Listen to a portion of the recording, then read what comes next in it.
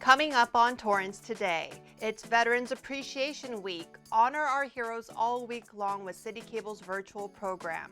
Holiday shopping is in full swing at an elementary school in Torrance, and city workers remembered two special colleagues with a touching dedication ceremony. All this and more coming up right now on Torrance Today.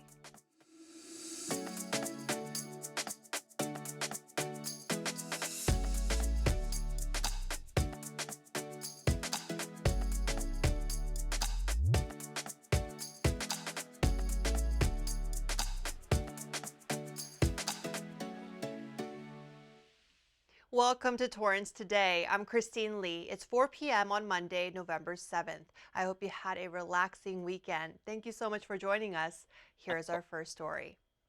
City Council leaders declared November 6th through the 12th as Military Veterans Appreciation Week in Torrance, and we prepared a special video saying thank you to our local heroes. Hello, I'm Torrance Mayor George Chen. Veterans Day falls on a Friday this year, but we want to honor our military heroes all week through this special program. I just want to wish all our veterans for the hard work they've done and protecting our freedom. They stepped up and they went and they served their country. And so I just want to say thank you to them and to all the veterans. Love you. The full video airs at 1:30 p.m. and 6:30 p.m. on City Cable and is also online right now on the city's Facebook and YouTube pages. The virtual program features Mayor George Chen, Social Services Commission Chair Bill Reynolds, World War II veteran Leon Silverman, and many of our community members who I had the pleasure of meeting at the Torrance Certified Farmers Market. They each share thoughtful words of appreciation for our brave men and women.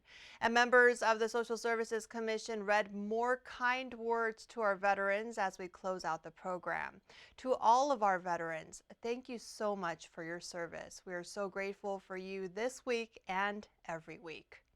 Well, soon after Veterans Week comes Thanksgiving, and if you want to start off Turkey Day on the right foot, you know you gotta take part in our annual tradition.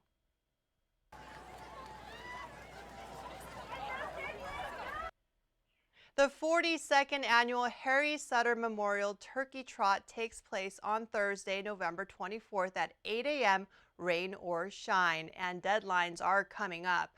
Walk-in or mail-in registration must be completed by next Friday, November 18th. Prices go up after that from $35 to $40. So sign up quickly if you're planning to trot before you treat yourself. Just go to torranceca.gov/turkeytrot. Did you get started on your Christmas shopping yet? I did, and so did so many others over the weekend at Arlington Elementary. We were supporting lots of small business owners, and I want you to meet a few of them now. My mom started it back around 2010. She's a graphic designer and started drawing sushi stuff for fun.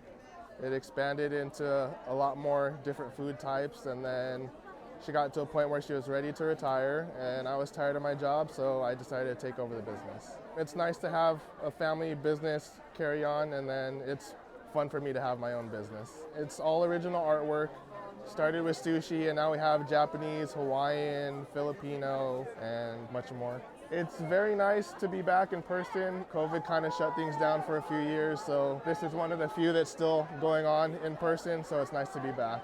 Kava Head Creations is my graphic design business, and I design stationery and apparel and stickers and accessories and things like that. And it actually all started with a calendar that I made 15 years ago or so, and it expanded to this line of cute and fun characters that I put on different paper goods. This is great. This is the second one back since the pandemic, and I think everyone's been itching to get back out and shop and support small businesses, and so I'm really grateful that Arlington has this opportunity for us to come and sell our stuff. The community feel here is really nice. I think to see old customers and new customers and getting to know people just through doing craft fairs like this has been really great. The holiday marketplace at Arlington Elementary keeps growing every year, and it's great to see it in full swing again since the pandemic began.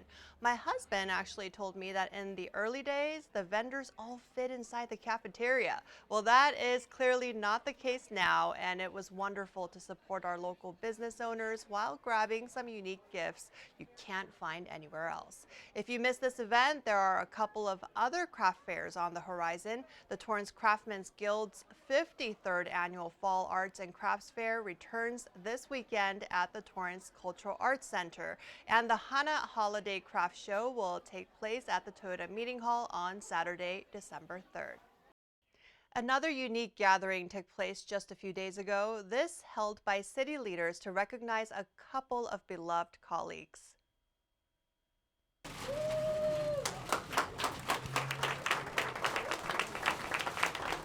I had the privilege of serving with Dave for about 20 years. His influence can be seen throughout the city in terms of the physical development, as well as how the organization operates internally.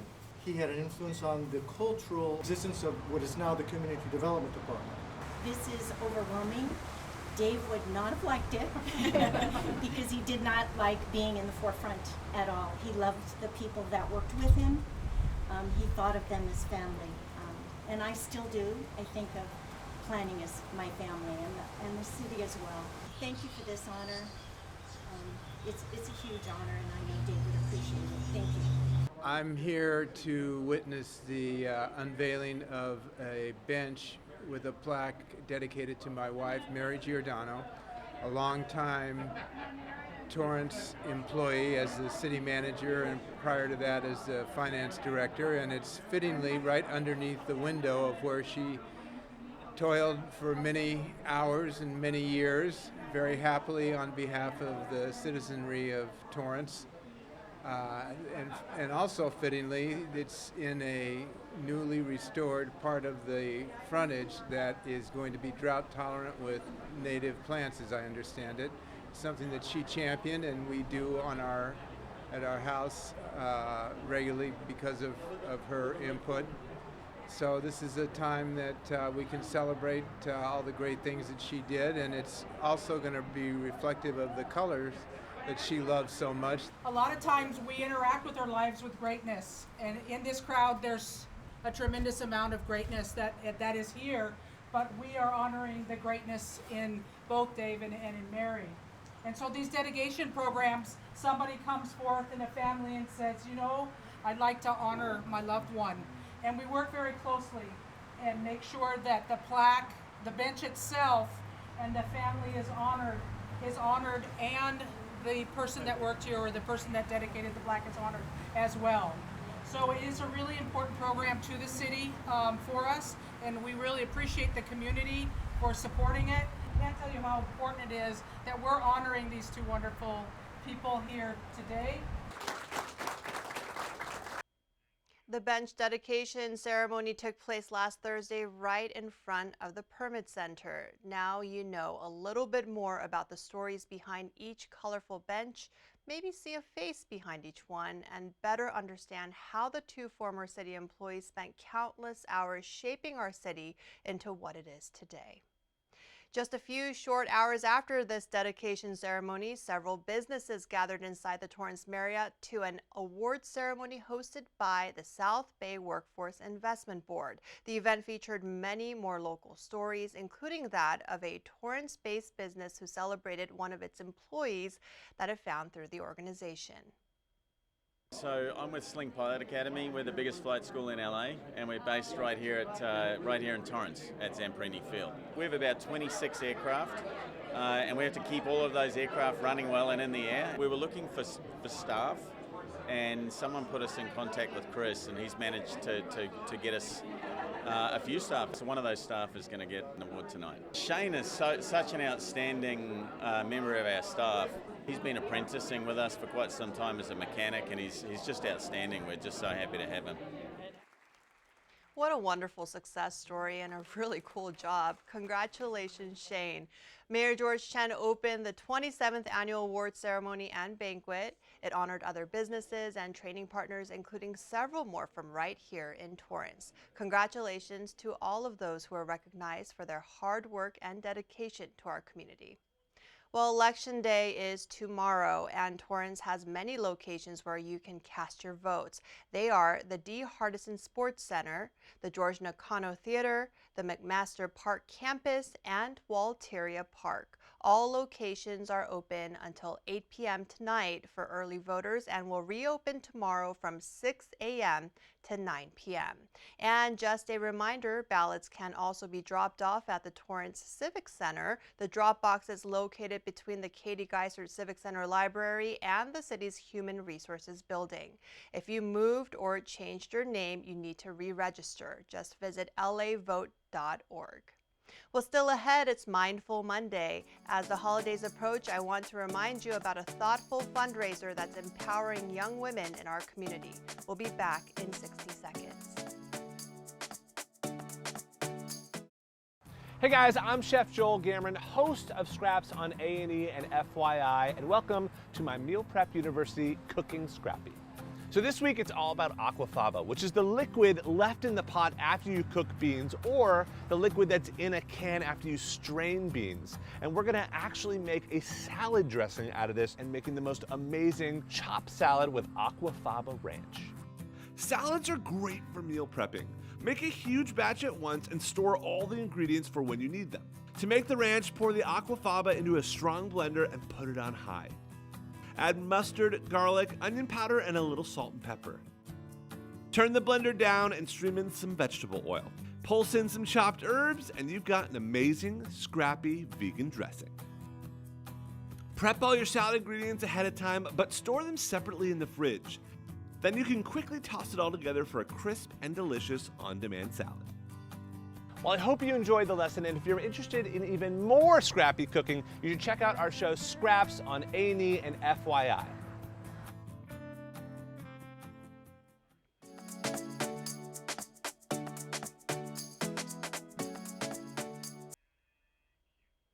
At the end of every episode of Torrance Today, we want to share a positive story that fits the theme for the day. On this Mindful Monday, we want to remind you about a holiday fundraiser going on right now that helps a family who is still grieving after losing their loved one 16 years ago now. Here's an excerpt from my Faces of Torrance segment, which aired in early 2020. It was over Christmas break. She had just finished her first semester at LMU, and some of her friends from South High that she knew from church were going to go line dancing in Temecula and asked her to go. And I did not want her to go. And so for the first time ever, she pulled the "I'm 18 now, Mom." And so she went. I remember the phone call, the dreaded phone call in the middle of the night, right? And she picks up the phone, was on her side, so she picks it up. And she says, "Hello, yes, this is." And she reaches over, she grabs my hand, and she squeezes it tight. This is not good.